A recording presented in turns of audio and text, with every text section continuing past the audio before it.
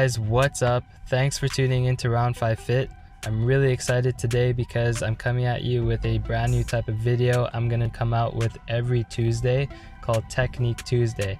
And it's super technical. We're trying to get really deep into a very specific part of martial arts today, and it's called pull. How to evade punches and properly do it in a street fight, and how to look like Floyd Mayweather and how to look like Conor McGregor, why they're different, why they're the same, and how you can implement that into your game. Alright, enough with the intro, let's get it.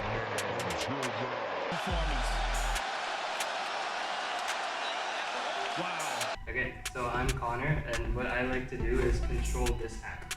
So I'll either hold this hand here, or I'll just keep applying it. It's really annoying, right? He does it a lot. So do you feel like you can use the hand if I do it? Right, you can't really punch with it. You can use that one. Yeah, but this one I'm controlling it. So I'm controlling here, I'm just watching this hand, and he likes to just watch it. As soon as he sees it coming, he pulls, and then he throws it down. He did it really well with Eddie Alvarez. So yeah, so he'll pause, see it coming, and then he'll punch straight down his leg. But he'll beat the opponent, right? So he's fine, he punched, okay? He's just coming right over the top. Okay? Not hitting my opponent, right? Or my partner. So he's really good at making it seem like you can't use this. He takes away tools, and then you only got one, so he's watching. Now check out this beautiful technique from Floyd Mayweather, using his slip to make his opponent miss and lose his tool, like his jab, similar to what Conor does by covering his hand with his opponent's hand. And now he's only watching the cross come to his face, and he's even covering the eyes of his opponent. Really important, and that sets him up for his pull really well.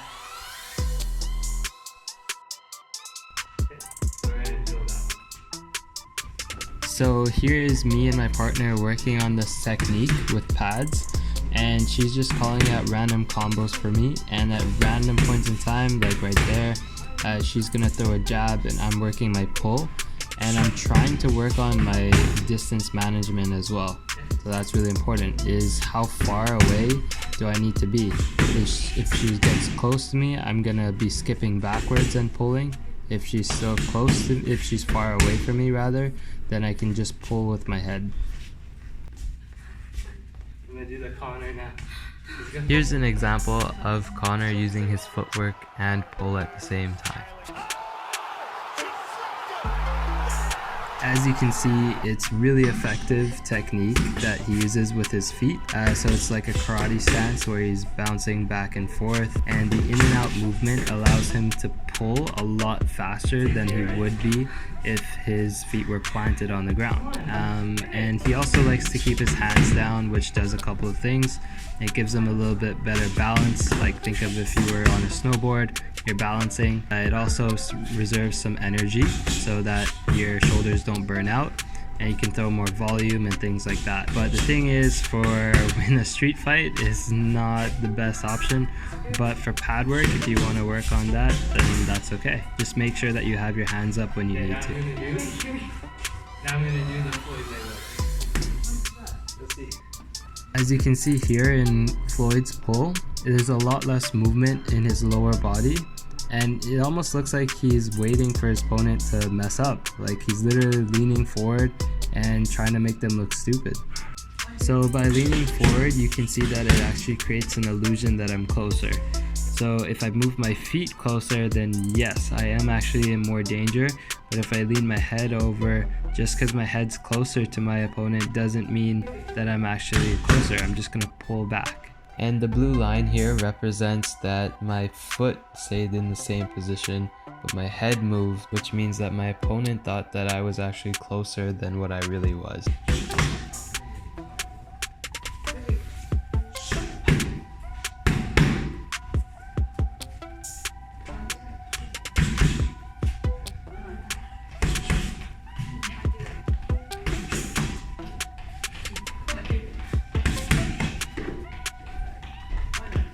The he also likes to use the Philly shell, as you can see here.